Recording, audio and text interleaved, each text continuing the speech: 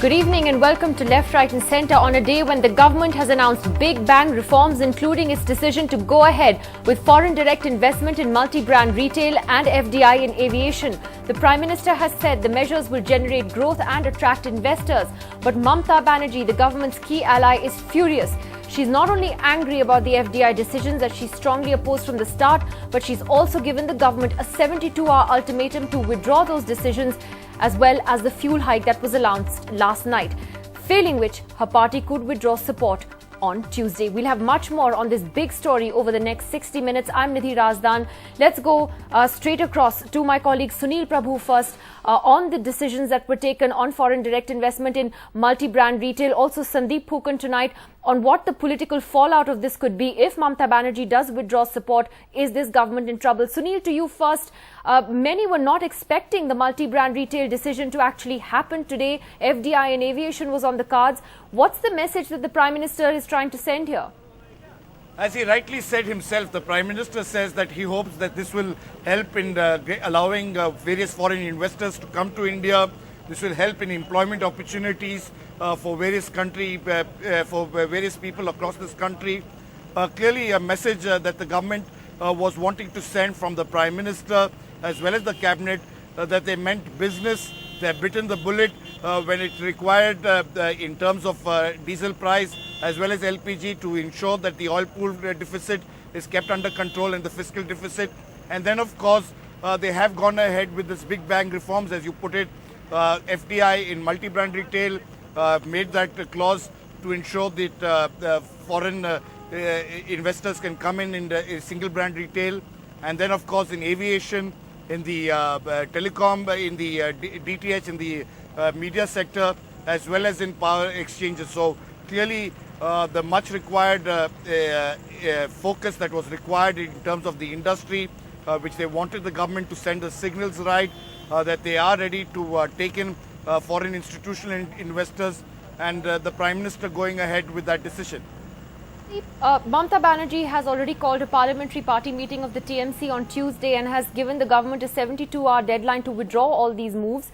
Now, it doesn't appear that the government is in any mood to do that. So if she does withdraw support, are they in trouble? Well, the government, and this is a specific question I asked Nidhi, and they said they see no threat to the government. This is, of course, as we've been calling it, a political gamble, whether the government will be able to wither this this onslaught from the TMC. And mind you, there will be other allies. There will be the DMK, there will be the Samajwadi Party, there will be the BSP, who are vehemently opposed to this decision. But let's go back to the fact that FDI in retail is only an enabling provision. It's been left to state governments to decide whether they want to implement it or not. It's clearly a provision which will have to be decided. And mind you, the government is unlikely to buckle under pressure.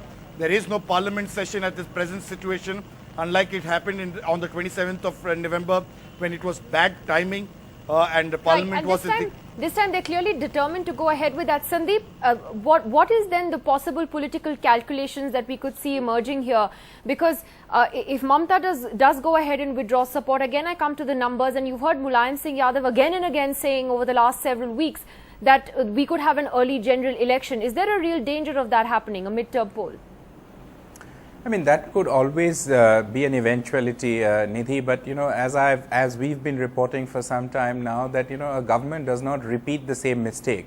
They can make a new mistake, but they won't repeat the same mistake. The last time around, remember, the allegation was that it brought in reforms without consulting allies or without consulting other key political parties. This time around, for sure I can tell you that there have been back-channel talks among all allies.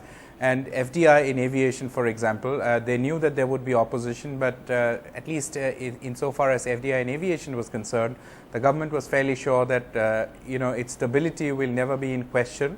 Nobody is going to walk out of the government on the issue of allowing FDI in aviation.